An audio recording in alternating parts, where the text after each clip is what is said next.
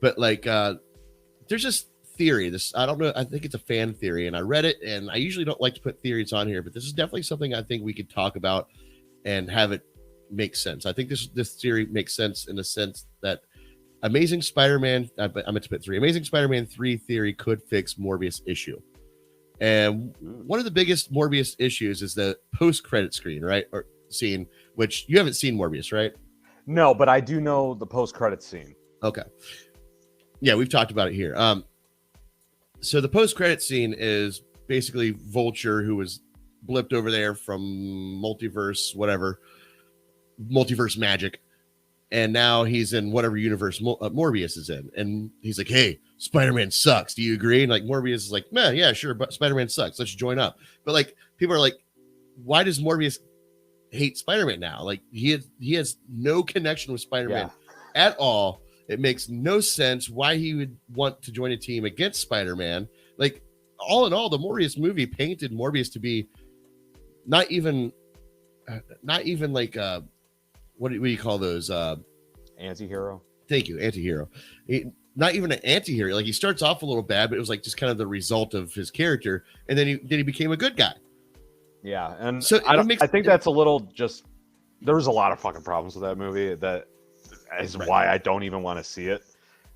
Yeah, but you should for argument's sake. You should for argument's sake. You know, so you know when somebody debates you, you can be like, well, actually, but yeah. So the theory is, I'll just bring it up here. So a significant part of the plot in the sequel, The Amazing Spider-Man 2, saw Harry Osborn desperate for a sample of Spider-Man's blood, believing it could cure the disease he inherited from his father Norman, known as Goblin disease. However, in the end, Garfield's Spider-Man was hesitant to give his blood to his childhood friend, concerned of the possibility of its side effects. Now, I don't know if you saw The Amazing Spider-Man 2, but that's pretty much the principle. Like you learn in The Amazing Spider-Man 2 that the reason why Peter Parker is so special is because his dad was the scientist that worked on the genetically modified spiders, and he used his blood fused with the spiders to create whatever that created that made those spiders special. And that's why when that spider bit Peter Parker, that's why it worked for him. And if that spider bites somebody else, it's not going to work for them. It's his blood. That's what it comes down to. The reason why this could fix the loophole in Morbius is because, and Morbius is mentioned in Amazing Spider-Man 2. He's one of the listed characters in Osborn. Yeah, when they're hinting at the Sinister Six.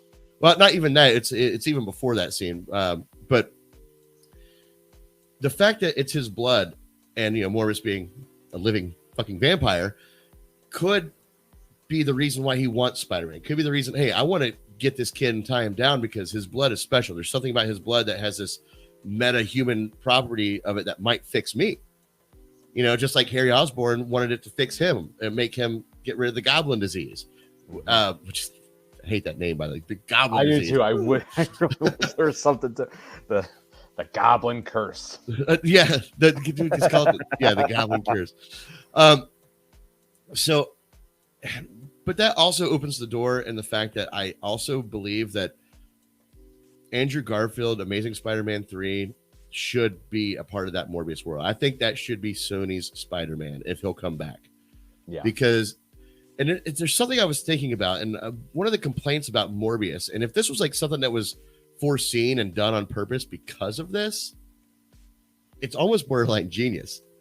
And it's the fact that people said that movie seemed like it was shot way older than it is. Like it felt like a early 2000s movie, The Amazing Spider-Man came out in 2013. I think the original one came out, or the Amazing Spider-Man 1 came out like 2009. Sequel came out in 2013 or something like that. And that was an earlier stylistic of filmmaking, especially comic book films. What if they shot Morbius on purpose to fit into that stylistic shooting that the Amazing Spider-Man that would be cool. I think that is giving the director too much credit, but that would be fucking cool. Hey, I'm just building bridges. You can walk over them. You don't have to. You're right. I mean, we do not have to burn every bridge. Right. But like, I am excited to actually see him return, Andrew Garfield to return as Spider-Man, and I think it could fix some of Morbius's issues. I do want to say that you know, No Way Home, all right, there's that scene where he saves MJ. Yeah. And again, you know, I just want to point out how good of a fucking actor Andrew Garfield is. Of course, Oscar winning or nominated. Yeah. Yeah, like I was watching the movie and I was having a good time and everything, and then I just saw his face when he actually caught her, and I was like, "Ugh, fuck." Yeah. Fuck. I'm not crying. Feeling. Yeah. And you know, I think that there are some definite there's some things that could be fixed, and there's some things that he deserves a chance to fix more. Right, but it also leads up to the point of, is it past its time? Could Andrew Garfield be at a point in his career where he's like, I'm actually past this point. You Sony, you missed your chance. Yeah, you know, he definitely could. You know, but it does seem like they are building off of that universe. So I would not be surprised if he comes back. I mean, again, the whole fact that the Vulture got the Vulture costume, makes no sense at all, because you've seen Homecoming. He made that costume from alien technology. Yeah, you know, and he didn't even make it. Like he had the Tinkerer, the character, the Tinkerer made that suit for him. So like I'm not even sure that Michael Keaton's character has the ability to create that. But if he went and stole it from, you know, the little scene that we got in the Amazing Spider-Man 2 where we saw the Vulture costume there, that makes sense. And if you notice, it didn't have alien. Well, you haven't seen it, but this iteration of the Vulture's costume didn't have alien technology. It was like more fire that was, you know, his propellant. And anyway, I'm going too far into that, but my point is, it can very easily and seamlessly go from that Amazing Spider-Man 2 world, which tells me we need more now than ever an Amazing Spider-Man 3 with good direction. Don't put this in the same category as Venom. Don't put it in the same category as Morbius in the sense of the way you directed. Give him the story that he deserves, and now fix the rest of your weirdness that Sony's doing with all their sub characters. So that's what all I really have to say about that. And Amazing Spider-Man 3, I want to see it happen. It could fix Morbius. God damn it, make it happen, Sony.